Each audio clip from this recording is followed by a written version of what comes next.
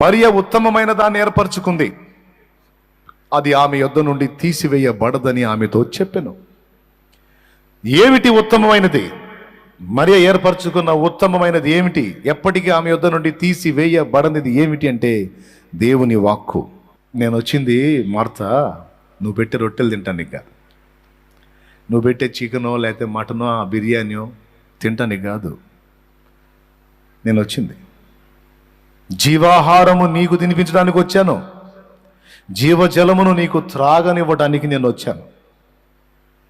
నేను తినిపించడానికి వచ్చాను, త్రాపించడానికి వచ్చాను, నేను తిని తాగేదానికి రాలేదు. కానీ నువ్వేమనుకున్నావు? పిలవటం అయితే పిలిచావు, కానీ నా నోట నుండి వెలువడేటువంటి ఆ జీవ ధారలను నీవు పొందలేకపోయావు. మరియ ఒకటే డిసైడ్ అయింది, నేను ప్రభు పాదాల దగ్గర కూర్చొని ఆయన నోట నుండి వచ్చేటువంటి ఆ జీవవాక్కులు వినాలి, వాటితో నేను నింపుకోవాలి అని ఫిక్స్ అయింది. నువ్వు విస్తారమైన పనులు పెట్టుకున్నావు, అవి అస్థిరమైనవి, వాటి వల్ల కలిగే ప్రయోజనమో తాత్కాలికమైంది. వాటి గురించి కాదు నువ్వు చింతపడాల్సింది.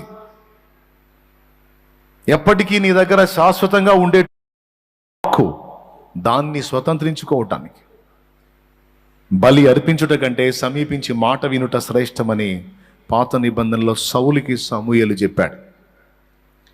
తిరుగుబాటు చేయుట సోదె చెప్పుట అను పాపముతో సమానము, మూర్ఖతను అగపరచుట గృహదేవతను పూజించుటతో సమానము.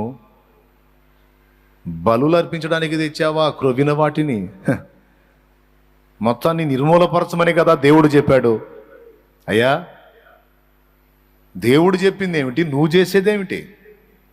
అక్కడ అంటాడు, బలి అర్పించుట కంటే సమీపించి దేవుని మాట వినుట శ్రేష్టము. శ్రేష్టము, ఉత్తమము పర్యాయ పదాలు. శ్రేష్టమైనది, ఉత్తమమైనది పర్యాయ పదాలు. అక్కడేమో దేవుని మాట వినుట శ్రేష్టము అన్నాడు సమూయేలు, ఇక్కడేమో డైరెక్ట్గా ప్రభు అంటున్నాడు, నా మాటలను వినుట, వాటిని అనుసరించుట, వాటిని గుండెలో భద్రం చేసుకునుట లేదా హృదయమందు ఉంచుకొనుట శ్రేష్టమైనది లేక ఉత్తమమైనది.